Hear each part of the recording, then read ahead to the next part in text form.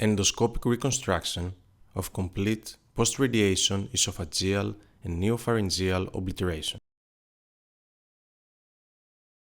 A 75-year-old man presented with complete dysphagia due to a 6 cm post-radiation fibrotic obliteration of the cervical, esophagus, and neopharynx. He had a history of laryngeal carcinoma treated with laryngectomy and chemoradiation therapy 7 years earlier, and his nutrition was maintained via gastrostomy tube. After multidisciplinary discussion, endoscopic reconstruction of the neopharynx and esophagus was planned. The procedure included securing the gastrostomy tract with gastropexy, dilating the gastrostomy to accommodate a standard gastroscope, creating a retrograde submucosal tunnel up to the neopharynx, and performing sequential balloon dilations.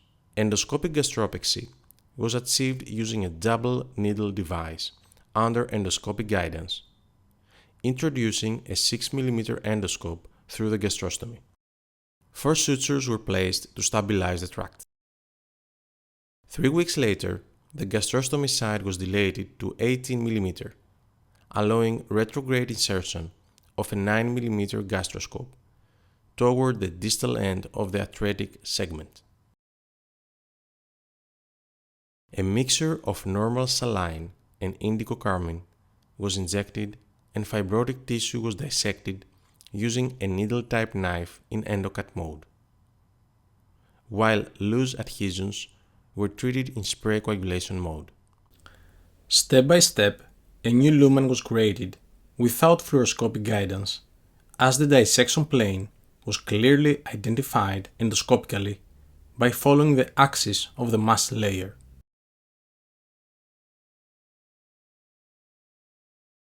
The tunnel was extended proximally to the neopharynx, where transillumination from an orally introduced gastroscope enabled an endoscopic rendezvous.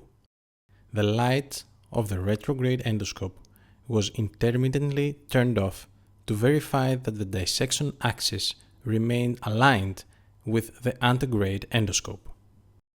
A guide wire was placed to delineate the tunnel and facilitate oral dissection of the proximal component. Reconstruction of the neopharynx was completed via the oral route. For this part of the procedure, a straight cap was attached to the tip of the endoscope to improve access to the dissection plane. The fibrotic tissue of the neopharynx was then carefully dissected using endocut mode, and the newly created tract was finally dilated to 15 mm. The patient remained MPO, was hospitalized for 48 hours for observation, and was discharged uneventfully without significant adverse events, apart from transient cervical emphysema and mild neck pain. The nasogastric tube was maintained until the scheduled dilation 14 days later, while the gastropexy sutures were removed 1 month later. No steroid injection was administered due to its limited efficacy in post-radiation strictures. In conclusion, endoscopic reconstruction of post-radiation esophageal obliteration is feasible but technically demanding.